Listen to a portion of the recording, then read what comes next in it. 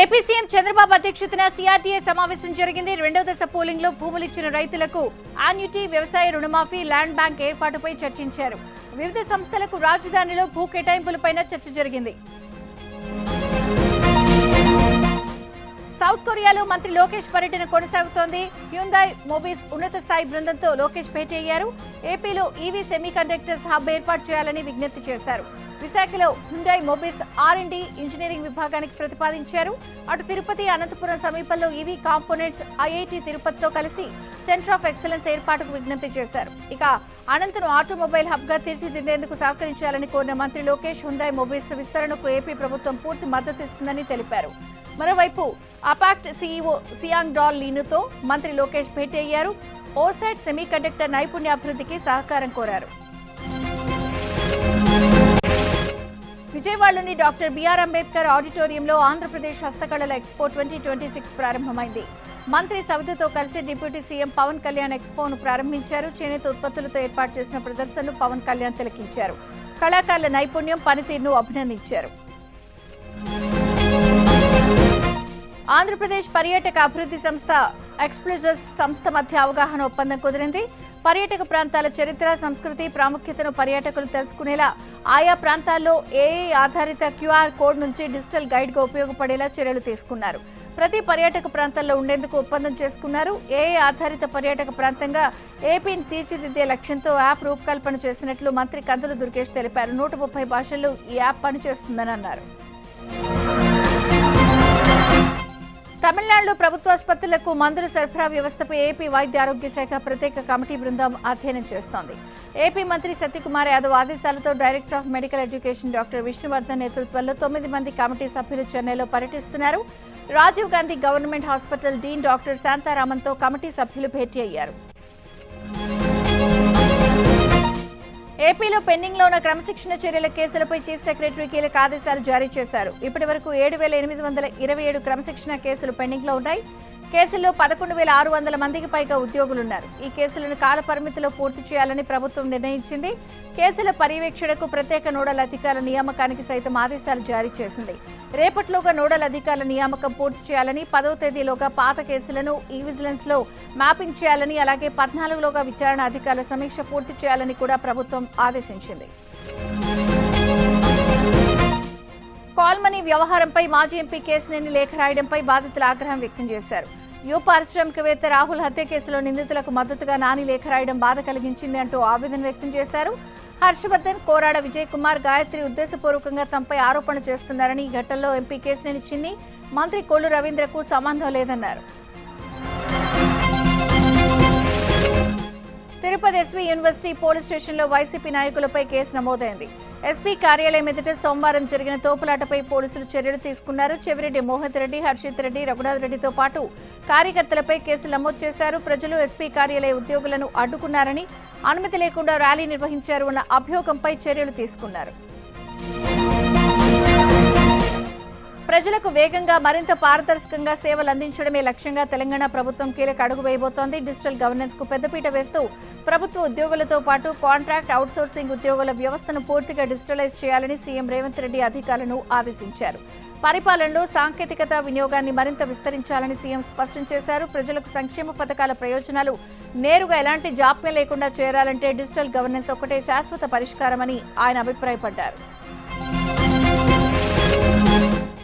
సచివాలయంలో వ్యవసాయ శాఖ అధికారులతో మంత్రి తుమ్మల సమీక్ష నిర్వహించారు. ఆయిల్ పామ్ మొక్కల సరఫరా, డ్రిప్ పరికరాల సరఫరాలో అంతరాయం ఏర్పడకూడదని మంత్రి సూచించారు.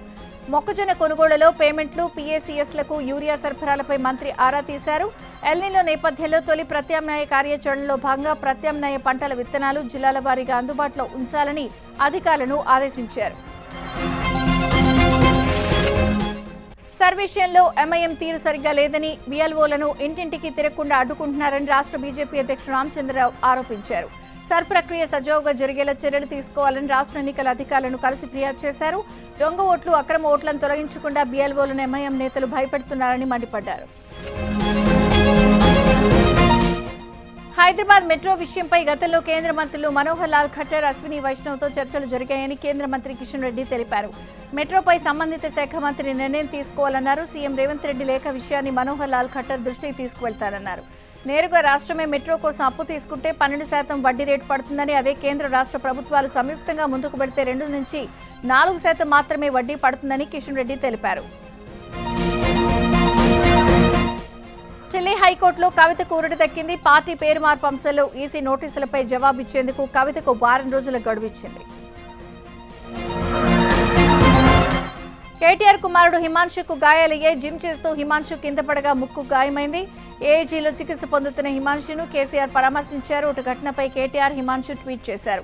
గాయం ఎలా అయిందో వివరించారు. స్వల్ప గాయమేనని తెలిపారు. ఆదాయానికి మించిన ఆస్తుల కేసులో డీఎస్పీ భీమిరెడ్డికి నాంపల్లి ఏసీబీ కోర్టు రిమాండ్ విధించింది. దీంతో భీమిరెడ్డిని చెంచల్గూడ జైలుకు తరలించారు. భీమిరెడ్డి ఇంట్లో సోదాల్లో బయటపడ్డ బంగారం, నగదు, ఆస్తుల విలువ 300 కోట్ల వరకు ఉంటుందని ఏసీబీ అధికారులు అంచనా వేశారు. సోదాల సమయంలో అస్వస్థతకు గురైన భీమిరెడ్డి ఆసుపత్రిలో చేరారు. డిశ్చార్జ్ అయిన వెంటనే ఏసీబీ అధికారులు భీమిరెడ్డిని అరెస్ట్ చేశారు. బినామీలు, ఆస్తులు గుట్టు రాబట్టేందుకు కస్టడీకి తీసుకుని విచారించేందుకు ఏసీబీ అధికారులు రంగం సిద్ధం చేస్తున్నారు. అంగవైకల్యాన్ని లెక్క చేయకుండా సర్వీధుల్లో పాల్గొన్న యువతిపై ఎమ్మెల్యే ప్రశంసలు కురిపించారు. నల్గొండ జిల్లా మిర్యాలగూడ 29వ వార్డుకు చెందిన శివాని ఒక్కోటు కూడా మిస్ కాకూడదనే లక్ష్యంతో స్వయంగా ఇంటింటికి వెళ్లి సర్ దరఖాస్తు భారాలను నింపుతూ ప్రజలకు అవగాహన కల్పిస్తోంది. ఇవాళ సర్ కార్యక్రమాన్ని పరిశీలించిన ఎమ్మెల్యే బత్తుల లక్ష్మారెడ్డి శివాని సేవలను చూసి స్వయంగా ఆమె ఇంటికి వెళ్లి ప్రత్యేకంగా అభినందించారు. శివాని సామాజిక బాధ్యత అందరికీ ఆదర్శమన్నారు. పీజీ చదివిన యువతికి ప్రభుత్వం లేదా ప్రైవేటు ఉద్యోగం కల్పించాలని కలెక్టర్కు సూచించారు. రాష్ట్ర మున్సిపాలిటీలో సేవల ప్రైవేటీకరణను వ్యతిరేకిస్తూ మున్సిపల్ కార్మికులు చేపట్టిన ఆందోళన విజయవాడలో తీవ్ర ఉద్రిక్తతలకు దారితీసింది. AP municipal workers and employees federation పిలుపుతో రాష్ట్ర వ్యాప్తంగా ఉన్న 123 మున్సిపాలిటీల నుంచి వేలాది మంది కార్మికులు విజయవాడ ధర్నా చౌక్కు తరలివచ్చారు. చీకటి జీవోలు నశించాలి, ప్రైవేటీకరణ నిర్ణయాన్ని వెనక్కు తీసుకోవాలి అంటూ కార్మికులు నినాదాలు చేశారు. అనంతరం మంత్రి నివాసాన్ని ముట్టడించేందుకు బయలుదేరిన ఆందోళనకారులను పోలీసులు అడ్డుకున్నారు. జీతాలు చెల్లించడం లేదని పారిశుద్ధ్య కార్మికులు గ్రామ పంచాయతీ కార్యాలయానికి తాళం వేసి నిరసన తెలిపారు. కొమరంభీం ఆసిఫాబాద్ జిల్లా సిర్పూర్లో ఈ ఘటన చోటు చేసుకుంది. తమకు 22 నెలలుగా వేతనాలు చెల్లించడం లేదని వారు ఆవేదన వ్యక్తం చేశారు. జీతాలు చెల్లించే వరకు గ్రామంలో పారిశుద్ధ్య పనులు చేయబోమని తేల్చి చెప్పారు. ఒప్పంద సిబ్బందితో కలిసి పంచాయతీ కార్యాలయం ఎదుట ధర్నా చేశారు. కొమరంభీం ఆసిఫాబాద్ జిల్లా సిర్పూర్లో పారిశుద్ధ్య కార్మికులు విధులు బహిష్కరించారు. జీతాలు లేక కుటుంబ పోషణ కష్టమవుతుందని ఆవేదన వ్యక్తం చేస్తున్నారు. పెండింగ్ బకాయిలు వెంటనే చెల్లించాలని కార్మికులు డిమాండ్ చేశారు. కామారెడ్డి జిల్లా ఆరేపల్లిలో రైతులు ఆందోళనకు దిగారు. 3 రోజులుగా విద్యుత్ సరఫరా నిలిచిపోయింది అంటూ విద్యుత్ సబ్స్టేషన్ గదిలో ఆపరేటర్ను నిర్బంధించారు. ఉన్నతాధికారులు వచ్చి సమస్యను పరిష్కరించే వరకు ఆందోళన విరమించబోమన్నారు. విద్యుత్ లేకపోవడంతో వరి నారు ఎండిపోతుందని రైతులు ఆవేదన వ్యక్తం చేస్తున్నారు. తనకు ప్రభుత్వం ఇల్లు మంజూరు చేయాలని డిమాండ్ చేస్తూ సిద్దిపేట జిల్లా మద్దూరులో గ్రామ పంచాయతీ కార్మికుడు అర్ధనగ్నంగా నిరసన తెలిపాడు. మద్దూరు మండలం లద్నూర్ గ్రామ పంచాయతీలో మల్టీపర్పస్ కార్మికుడిగా పనిచేస్తున్న రమేష్ 10 ఏళ్ల క్రితం భార్య చనిపోవడంతో 2 పిల్లలతో ఉండడానికి ఇల్లు లేక ఇబ్బందులు పడుతున్నాడు. కొన్ని నెలలుగా ఇందిరమ్మ ఇంటి కోసం ప్రయత్నిస్తున్న అధికారులు పట్టించుకోవడం లేదని ఆవేదన వ్యక్తం చేశాడు. సీఎం గారు ఇల్లు మంజూరు చేసి న్యాయం చేయండి అంటూ అంబేద్కర్ విగ్రహం దగ్గర అర్ధనగ్నంగా నిరసన తెలిపారు. బెజవాడ గుణదల్లో మున్సిపల్ కార్పొరేషన్ రోడ్డు నిర్మాణంలో తలెత్తిన వివాదం ఉద్రిక్తంగా మారింది. అర్ధరాత్రి రోడ్డు నిర్మాణం చేపట్టడంపై స్థల యజమాని అభ్యంతరం వ్యక్తం చేశాడు. తన తండ్రి సాకులు యాకోబు 1961లో చనిపోతే దొంగ డాక్యుమెంట్లతో తమ స్థలాన్ని వేరేవారు రిజిస్ట్రేషన్ చేసుకుని కార్పొరేషన్కు గిఫ్ట్ డీడ్ ఇచ్చారని యాకూబ్ కుమారుడు పరశురాం ఆరోపిస్తూ రోడ్డు పనులు అడ్డుకున్నారు. పోలీసులు రంగంలోకి దిగడంతో రోడ్డు నిర్మాణ పనులు నిలిపివేశారు. ఫేక్ డాక్యుమెంట్లతో గిఫ్ట్ డీడ్ చేసిన వారిపై కఠిన చర్యలు తీసుకోవాలని డిమాండ్ చేశారు. మార్కాపురం జిల్లా దోర్నాల్లో రెస్టారెంట్ స్థలం వ్యవహారంలో జనసేన వైసీపీ నాయకుల మధ్య వివాదం రాజుకుంది. లీజు గడువు ముగిసిన వైసీపీ నాయకుడు మజీద్ తన స్థలాన్ని ఖాళీ చేయకుండా దౌర్జన్యం చేస్తున్నాడంటూ జనసేన మండల పార్టీ అధ్యక్షుడు మురళి ఆగ్రహం వ్యక్తం చేశాడు. ఈ నేపథ్యంలో ఇరు వర్గాల వారి మధ్య మాటామాటా పెరిగి తోపులాట జరిగింది. సిబ్బందితో కలిసి అక్కడికి చేరుకున్న మార్కాపురం డీఎస్పీ ఇరు వర్గాలను చెదరగొట్టి పోలీస్ స్టేషన్కు తరలించారు. నిజామాబాద్ జిల్లా మొగ్యానాగ్ తండాలో ఉద్రిక్తత చోటు చేసుకుంది. దంపతుల మధ్య వివాదం ఇరు వర్గాల మధ్య ఘర్షణకు దారితీసింది. సురేందర్ నిర్మల దంపతుల మధ్య కొంతకాలంగా గొడవలు జరుగుతున్నాయి. ఈ నేపథ్యంలో గత రాత్రి సురేందర్పై భార్య తరపు బంధువులు దాడి చేశారు. ఈ విషయం తెలుసుకున్న సురేందర్ వర్గానికి చెందిన వారు నిర్మల బంధువులపై దాడికి దిగారు. సర్ది చెప్పేందుకు వెళ్లిన పోలీసులకు సైతం ఎదురు తిరిగారు. కామారెడ్డి జిల్లాలో వీసాల పేరుతో భారీ మోసం వెలుగులోకి వచ్చింది. విదేశీ ఉద్యోగాలు ఇప్పిస్తామని నమ్మించి యువకుల నుంచి లక్షల రూపాయలు వసూలు చేసిన మోసగాడిని కామారెడ్డి పోలీసులు అరెస్ట్ చేసి రిమాండ్కు పంపించారు. రష్యాలో ఉద్యోగాలు ఇప్పిస్తామని నమ్మించి 9 లక్షలకు పైగా వెంకటేష్ వసూలు చేశాడు. నకిలీ వర్క్ పర్మిట్ వీసాలు ఇచ్చి బాధితుల పాస్పోర్ట్లను తన వద్దే ఉంచుకున్నాడు. మోసపోయినట్లు గుర్తించిన యువకులు ఫిర్యాదు చేయడంతో నిందితుడు వెంకటేష్ను అరెస్ట్ చేసి రిమాండ్కు తరలించారు. జనగామ జిల్లా స్టేషన్ కన్పూర్లో 9వ వార్డు కౌన్సిలర్ సంపత్ రాజ్ వీరంగా సృష్టించాడు. తాగిన మైకల్లో ఓ ఇంట్లోకి చొరబడి వృద్ధురాలిపై లైంగిక దాడికి ప్రయత్నించాడు. ఆమె కేకలు వేయడంతో బాత్రూంలో దాక్కున్నాడు. బాధితురాలు భయంతో గడియపెట్టి భర్తకు సమాచారం ఇవ్వడంతో వెంటనే పోలీసులకు కాల్ చేశాడు. వెంటనే అక్కడికి చేరుకున్న పోలీసులు కౌన్సిలర్ సంపత్ రాజును అదుపులోకి తీసుకుని కేసు నమోదు చేశారు. మరోవైపు స్థానికులు సంపత్ రాజు కారు అద్దాలను ధ్వంసం చేశారు. కుటుంబ పోషణ కోసం ఆటో డ్రైవర్ గా మారింది మహబూబాబాద్ కి చెందిన ఓ యువతి. పురుషులకే పరిమితమని భావించి ఆటో డ్రైవింగ్ ను వృత్తిగా ఎంచుకుని తల్లి అక్కకు అండగా నిలిచింది. ఎల్బీజీ నగర్ కు చెందిన భద్రమ్మకు 2 కుమార్తెలు కాగా తండ్రి వదిలి వెళ్లిపోవడం, తల్లి అనారోగ్యం కారణంగా కుటుంబ పోషణ భారమైంది. ఇంటర్ పూర్తి చేసిన కూతురు సరస్వతి కుటుంబ పోషణ కోసం ఆటో నడుపుతూ పలువురికి ఆదర్శంగా నిలుస్తోంది. నెల్లూరు జిల్లా నరవాడ గ్రామంలోని శ్రీ వెంగమాంబ పేరంటాడ బ్రహ్మోత్సవాలు భక్తి శ్రద్ధల మధ్య ఘనంగా జరుగుతున్నాయి. ఉత్సవాల్లో భాగంగా 3వ రోజు నిర్వహించిన రథోత్సవం భక్తుల సందడితో వైభవంగా జరిగింది. ఉత్సవమూర్తులను సుందరంగా అలంకరించిన రథంపై గ్రామ ప్రధాన వీధుల గుండా ఊరేగించారు. భక్తులు జి వెంగమాంబ నామస్మరణల మధ్య రథాన్ని లాగుతూ తమ భక్తిని చాటుకున్నారు. మహిళలు హారతలిస్తూ మొక్కులు తీర్చుకున్నారు. కొమరం భీం జిల్లా బెజ్జూరు మండలం సలుగుపల్లిలో విత్తనాల పండుగ నిర్వహించారు. మహిళలు ప్రధాన రహదారులపై నీళ్లు చల్లి పసుపు కుంకుమలతో ప్రత్యేక పూజలు చేశారు. వర్షాలు సమృద్ధిగా కురిసి పంటలు బాగా పండాలని గ్రామ దేవతలను వేడుకున్నారు. ఖమ్మం జిల్లాలో నేర నియంత్రణ, సైబర్ క్రైమ్, డ్రగ్స్ నిర్మూలన, పోలీసింగ్ బలోపేతంపై డీజీపీ సివి ఆనంద్ సమీక్ష నిర్వహించారు. నేరస్తులపై కఠిన చర్యలు, సాంకేతిక వినియోగం, రాత్రి గస్తీల పెంపుతో పాటు ప్రజలకు మెరుగైన సేవలు అందించాలని అధికారులను ఆదేశించారు. జిల్లాలో గత కొన్ని సంవత్సరాలుగా నమోదైన నేరాలు, వాటి దర్యాప్తు, నేర నియంత్రణ చర్యలపై సమగ్రంగా సమీక్షించారు. పోలీసు ఇబ్బంది ఎదుర్కొంటున్న సమస్యలపై ఆరా తీసిన డీజీపీ ప్రజలకు మెరుగైన సేవలు అందించేలా అధికారులు ఎల్లప్పుడూ అందుబాటులో ఉండాలని సూచించామన్నారు. హైదరాబాద్ ఉప్పల్లో ఫుడ్ సేఫ్టీ అధికారులు తనిఖీలు కొనసాగుతున్నాయి. సిద్ధివినాయక ఫుడ్స్ బ్రెడ్ తయారీ unit, golden foods Osmania biscuit తయారీ యూనిట్లలో ఆకస్మిక తనిఖీలు చేశారు.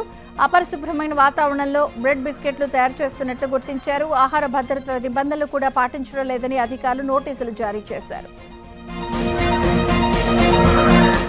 కొమరం భీం జిల్లా కాగజ్నగర్లోని ఓ బార్ అండ్ రెస్టారెంట్లో టాస్క్ ఫోర్స్ అధికారులు తనిఖీ నిర్వహించారు. మద్యం బాటిళ్లు బయటకు విక్రయిస్తున్నారని ఫిర్యాదులు రావడంతో సోదాలు జరిపారు. నిబంధనలకు విరుద్ధంగా మద్యం అమ్ముతున్నట్లు అధికారులు నిర్ధారించారు. ఈ ఏడాది బాపట్ల జిల్లా వ్యాప్తంగా చోరీలకు గురైన 196 మొబైల్ ఫోన్లను రికవరీ చేసినట్లు ఎస్పీ ఉమామహేశ్వర్ తెలిపారు. 40 లక్షల విలువైన ఫోన్లను బాధితులకు అందజేశారు. జిల్లాలో ఇప్పటి వరకు 6 విడతలుగా 2,64,00,000 విలువైన 1321 మొబైల్ ఫోన్లను రికవరీ చేసి బాధితులకు అందజేశామని తెలిపారు. పాత మొబైల్ ఫోన్లను ఎవరూ కొనుగోలు చేయవద్దని, ఒకవేళ కొంటే బిల్లులు చూసి కొనుగోలు చేయాలని ఎస్పీ సూచించారు. విశాఖ సముద్రంలో గల్లంతైన మత్స్యకారుల కోసం గాలింపు కొనసాగుతోంది. సముద్రంలో గల్లంతైన 6 మత్స్యకారుల ఆచూకీ ఇంకా తెలియలేదు. బోట్ ఓనర్ కారీ చిన్ని ఇచ్చిన సమాచారం ఆధారంగా రెస్క్యూ చేస్తున్నారు. సముద్రంలో కోస్ట్ గార్డ్, పోలీసులు, మత్స్యకారులు గాలిస్తున్నారు. తమ వారి ఆచూకీ కోసం గల్లంతైన మత్స్యకారుల కుటుంబ సభ్యులు ఎదురు చూస్తున్నారు. విశాఖ మత్స్యకారుడు కారీ చిన్నకు కిమ్స్ ఐకాన్ హాస్పిటల్లో చికిత్స అందిస్తున్నారు. క్షణాల్లో బోటు తిరగబడిందని కారీ చిన్ని చెప్పాడు. కళ్ల ముందే తోటి జ్వాలలు మునిగిపోయారని ఆవేదన వ్యక్తం చేశాడు. చైనా షిప్ లంగర్ను పట్టుకుని ప్రాణాలు కాపాడుకున్నట్లు చెప్పాడు. ఆసుపత్రిలో చికిత్స పొందుతున్న చిన్నాను మత్స్యశాఖ కమిషనర్ రామశంకర్ నాయక్ పరామర్శించారు. సముద్రంలో జరిగిన ప్రమాద ఘటనకు సంబంధించి పలు వివరాలు అడిగి తెలుసుకున్నారు. జాలర్లకు ప్రభుత్వం అన్ని విధాలుగా అండగా నిలుస్తుందని రామశంకర్ నాయక్ హామీ ఇచ్చారు. హైదరాబాద్ లో పట్టపగలు దారిదోపిడీ జరిగింది. ఓ దొంగ బైక్ పై వచ్చి అదుపు తప్పి పడిపోయినట్లు నటించాడు. దీంతో అతనికి సాయం చేయడానికి రోడ్డుపై వెళ్తున్న వ్యక్తి వచ్చాడు. ఈ క్రమంలోనే వెనక నుంచి మరో వ్యక్తి వచ్చి సాయం చేస్తున్న వ్యక్తి జోబులో నుంచి మొబైల్ దొంగతనం చేశాడు. చోరీ తర్వాత దొంగలిద్దరూ బైక్ పై పరారయ్యారు. కాకినాడ జిల్లా తుని సిహెచ్ అగ్రహారంలో అదృశ్యమైన చిన్నారి జ్ఞానేశ్వరి కేసులో మరో ట్విస్ట్ వెలుగులోకి వచ్చింది. జ్ఞానేశ్వరి కనిపించకుండా పోయిన రోజు సీసీ కెమెరాలో కనిపించిన కియా కార్ అదే ప్రాంతంలో అనుమానాస్పదంగా తిరిగిందని కుటుంబ సభ్యులు ఆరోపిస్తున్నారు. అంతేకాదు ఇటీవల నర్సీపట్నం సమీపంలో అదే కారు చిన్నారి తాతయ్యను ఢీకొట్టిందని చెప్తున్నారు. ఈ కారుపై పలు అనుమానాలున్నాయని దర్యాప్తు చేయాలని కుటుంబ సభ్యులు, గ్రామస్తులు పోలీసులను కోరుతున్నారు.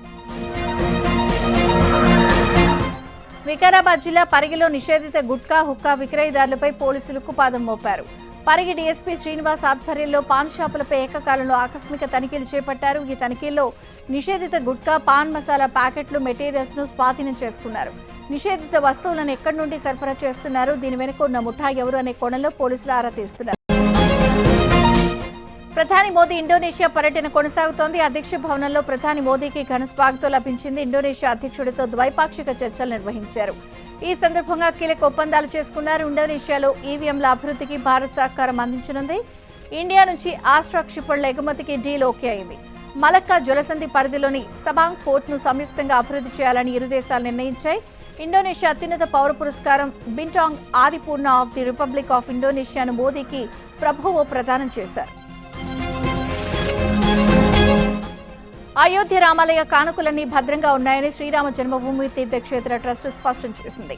ప్రస్తుతానికి ట్రస్ట్ అధీనంలో 32 కేజీలకు పైగా బంగారం, 1500 కేజీలకు పైగా వెండి ఉన్నట్లు అయోధ్య రామాలయ ట్రస్ట్ చెబుతోంది. అయోధ్య ట్రస్ట్ నుంచి చంపత్ రాయ్, అనిల్ మిశ్రా సభ్యత్వాలు రద్దు చేశారు. చంపత్ రాయ్, అనిల్ మిశ్రా కేవలం పదవులకే కాదు ట్రస్టీలుగా కూడా కొనసాగడం లేదని అయోధ్య ట్రస్ట్ తేల్చెప్పింది. ప్రత్యేక ఆహ్వానిత సభ్యుడు గోపాల్ నాగర్ కట్టేపై కూడా వేటు వేశారు. రిటైర్డ్ ఐఎఫ్ఎస్ అధికారి కృష్ణమోహన్ పూర్తిస్థాయి జనరల్ సెక్రటరీగా నియమించే అంశంపై ఈ నెల 22న ట్రస్ట్ నిర్ణయం తీసుకోనుంది. అటు చంపత్ రాయ్ తొలగింపుపై అయోధ్య సాధు సమాజంలో భిన్నాభిప్రాయాలు వ్యక్తమవుతున్నాయి. మాజీ జడ్జి యశ్వంత్ వర్మ కేసులో కీలక పరిణామం చోటు చేసుకుంది. దర్యాప్తు కమిటీ నివేదికను పార్లమెంట్లో ప్రవేశపెట్టాలని లోక్సభ స్పీకర్ ఓం బిర్లా నిర్ణయించారు. రాజీనామా చేసిన న్యాయమూర్తిని పార్లమెంట్ అభిశంసించలేదని రాజ్యాంగ నిపుణులు తేల్చి చెప్పారు. టీఎంసీ రెబెల్ ఎంపీ సయోని ఘోష్కు చేదు అనుభవం ఎదురైంది. బారైపూర్ బాధితురాలి కుటుంబాన్ని పరామర్శించేందుకు వెళ్లిన సయోని ఘోష్కు వ్యతిరేకంగా పలువురు నినాదాలు చేశారు. ద్రోహి, ఎంత కమ్ముడుపోయావంటూ ప్రశ్నించారు. దీంతో ఆమె అక్కడి నుంచి వెళ్లిపోయారు. 2008 అహ్మదాబాద్ వరుస బాంబు పేలుడు కేసులో 38 మంది నిందితుల ఉరిశిక్షను గుజరాత్ హైకోర్టు ఖరారు చేసింది. కింది కోర్టు విధించిన ఉరిశిక్షను సమర్థించింది. 11 మందికి విధించిన జీవిత ఖైదును కూడా సమర్థించింది. దేశ చరిత్రలో ఒకే కేసులో ఇంత పెద్ద సంఖ్యలో అంటే 38 మందికి ఉరిశిక్షలు ఖరారు కావడం ఇదే మొదటిసారి. దేశద్రోహం, హత్య నేరాలతో పాటు కఠినమైన ఉగ్రవాద నిరోధక చట్టం ఉపా కింద దోషులుగా తేల్చింది. మహారాష్ట్రలో భారీ వర్షాలు విధ్వంసం సృష్టించాయి. వరదల కారణంగా ఇప్పటివరకు 16 మంది మరణించగా పలువురు గల్లంతయ్యారు. ముంబై, పూణే పరిధిలో తీవ్ర నష్టం వాటిల్లినట్లు అధికారులు అంచనా వేస్తున్నారు. కొండ చర్యలు విరిగిపడి రైల్వే ట్రాకులు కొట్టుకుపోగా వరద నీటి చేరికతో ఎక్స్ప్రెస్ వే చెరువును తలపిస్తోంది. మరో 2 రోజుల పాటు ముంబై సహా పలు జిల్లాలకు ఐఎండీ రెడ్ అలర్ట్ ప్రకటించింది. వర్షం కారణంగా లోతట్టు ప్రాంతాల్లో భారీ వరద నీరు చేరడంతో స్థానికులు ఇబ్బందులు ఎదుర్కొంటున్నారు. కర్ణాటక తుంగా డ్యాంలో వరద నీరు గరిష్ట సామర్థ్యానికి చేరుకోవడంతో అప్రమత్తమైన అధికారులు 10 గేట్లనెత్తి నీటిని దిగువకు విడుదల చేశారు. తుంగా డ్యాం వద్ద అధికారులు పరిస్థితిని నిరంతరం పర్యవేక్షిస్తున్నారు. రాబోయే రోజుల్లో బయటకు పంపే నీటి పరిమాణాన్ని ఎప్పటికప్పుడు సర్దుబాటు చేస్తామని తెలిపారు. లోతట్టు ప్రాంతాలు అప్రమత్తంగా ఉండాలని నీటిపారుదల శాఖ హెచ్చరికలు జారీ చేసింది. ముంబై ఎయిర్పోర్ట్లో పెను ప్రమాదం తప్పింది. ప్రతికూల వాతావరణంలో ఇండిగో విమానం ల్యాండ్ కాలేకపోయింది. రన్వేపై దిగడానికి కొద్ది క్షణాల ముందు మళ్లీ విమానం గాల్లోకి ఎగిరింది. రన్వే స్పష్టంగా కనిపించకపోవడంతో విమానాన్ని పైలట్ టేకాఫ్ చేశారు. వాతావరణం సాధారణ స్థితికి వచ్చాక విమానం ల్యాండ్ అయింది.